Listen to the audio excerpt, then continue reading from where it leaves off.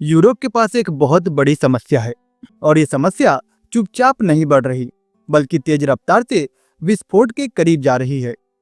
असली सवाल ये नहीं है कि यूरोप के पास पैसे कम हैं।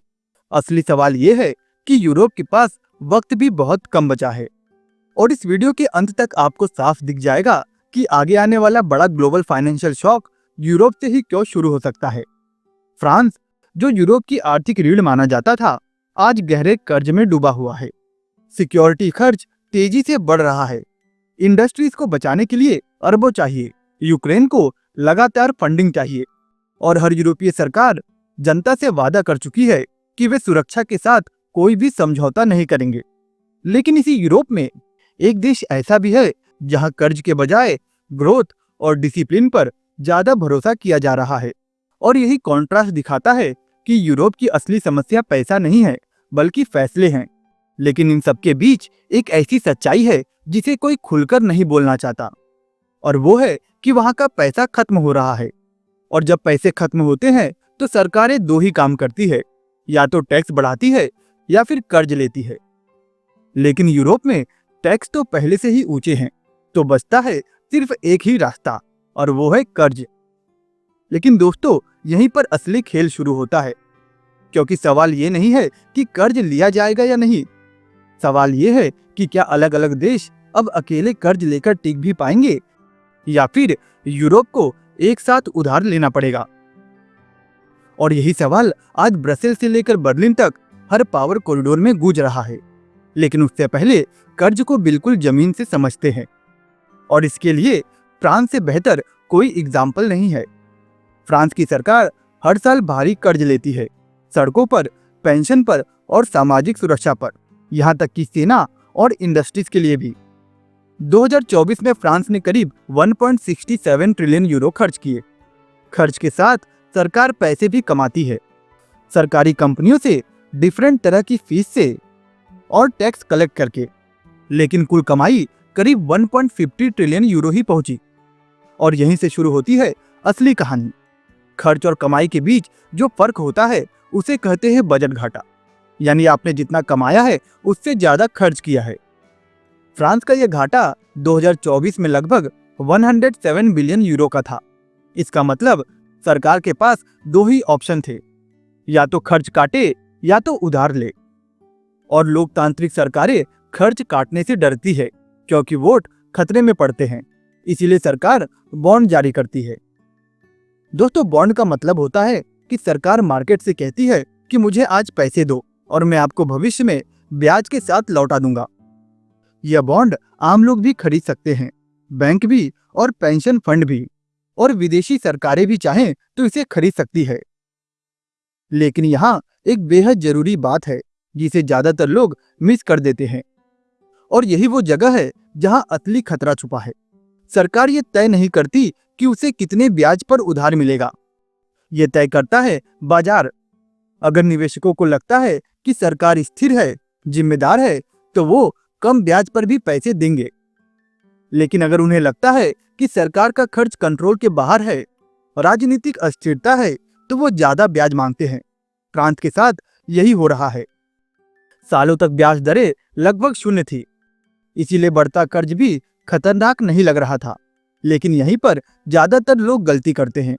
उन्हें लगता है कि कर्ज बढ़ना ही समस्या है, लेकिन असली समस्या वो पल होता है जब पुराना सस्ता कर्ज खत्म हो जाता है और उसकी जगह नया और महंगा कर्ज आता है। अब ब्याज दरें ऊपर जा चुकी हैं और कर्ज भी रिकॉर्ड स्तर पर हैं।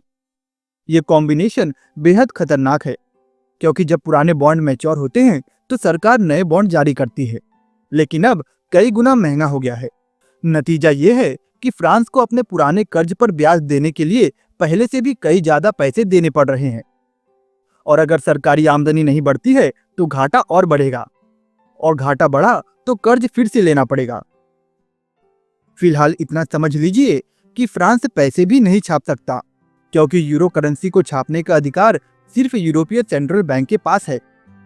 और इसी खतरे को रोकने के लिए यूरोपीय यूनियन ने एक नियम बनाया था कि किसी भी देश का सालाना घाटा जीडीपी के 3% से ज्यादा नहीं होना चाहिए और कुल कर्ज 60% के ऊपर नहीं जाना चाहिए। लेकिन आज हालात ये हैं कि 1 दर्जन से भी ज्यादा देश इन नियमों को तोड़ रहे हैं। पर इसका मतलब ये नहीं है कि कर्ज अपने आप में बुरा है। कर्ज सरकारों के लिए एक जरूरी टूल है। अगर सरकारें कर्ज लेकर ऐसी चीजों में निवेश करे जिससे भविष्य में ज्यादा कमाई हो, तो वही कर्ज ताकत बन जाता है। प्रॉब्लम तब आती है जब खर्च सिर्फ पुराने खर्चे चलाने के लिए लिए जाते हैं। दोस्तों, पहले एक जरूरी कंपैरिजन समझना होगा, क्योंकि पूरा यूरोप एक जैसा नहीं चल रहा है। उसी यूरोप के अंदर एक ऐसा भी देश है जो अलग दिशा में जा रहा है, और वो है पोलैंड। जहां फ्रांस जैसे देश कर्ज के बोझ तले दबते जा रहे हैं, वहीं पोलैंड उसी समय ग्रोथ और फिजिकल कंट्रोल दोनों में बैलेंस कर रहा है। फर्क ये नहीं है कि पोलैंड कर्ज नहीं लेता, फर्क ये है कि पोलैंड खर्च को कहां लगाता है। पोलैंड देश ने हाल के वर्षों में भारी निवेश किया है, और वो निवेश मैन्युफैक्चरिंग, इंफ्रास्ट्रक्चर, डिफेंस इंडस्ट्रीज और लॉजिस्टिक सेक्टर में हुआ है। उसने यूरोपियन यूनियन से मिलने वाले फंड्स को कंजम्पशन में उड़ाने के बजाय फैक्ट्रीज, रोड, रेल नेटवर्क और एक्सपोर्ट कैपेसिटी बढ़ाने में लगाया। नतीजा ये है कि पोलैंड की इकोनॉमी में फ्यूचर रेवेन्यू की विजिबिलिटी साफ दिखती है। इन्वेस्टर्स जब पोलैंड को देखते हैं तो उन्हें सिर्फ कर्ज के नंबर नहीं दिखते, उन्हें ग्रोथ इंजन भी दिखता है। यही वजह है कि पोलैंड यूरोप के भीतर होते हुए भी फ्रांस जैसे देशों से बिल्कुल अलग परसेप्शन में ऑपरेट कर रहा है, और यही परसेप्शन बॉन्ड मार्केट में सब कुछ तय करता है। और यहीं से दोस्तों एक ऐसा कॉन्सेप्ट सामने आता है जिस पर यूरोप खुद बटा हुआ है। विचार यह है कि अलग अलग देश अलग अलग कर्ज लेने की बजाय पूरा यूरोप मिलकर उधार ले, यानी पैसा यूरोपियन यूनियन के नाम पर उठे और जिम्मेदारी सभी देशों को साझा हो। दोस्तों, ये कोई नया आइडिया नहीं है। कोविड के दौरान यूरोप ने पहली बार ऐसा ही एक्सपेरिमेंट किया था, जब बड़े रिकवरी बॉन्ड के जरिए सैकड़ों अरब यूरो मार्केट से जुटाए गए थे। उस समय हालात इतने खराब थे कि देशों के पास साथ आने के अलावा कोई भी विकल्प मौजूद नहीं था। लेकिन संकट गुजरते ही पुरानी सोच वापस आ गई। वही शक कि कौन कितना देगा और कौन कितना ले जाएगा, और बिल आखिर कौन भरेगा।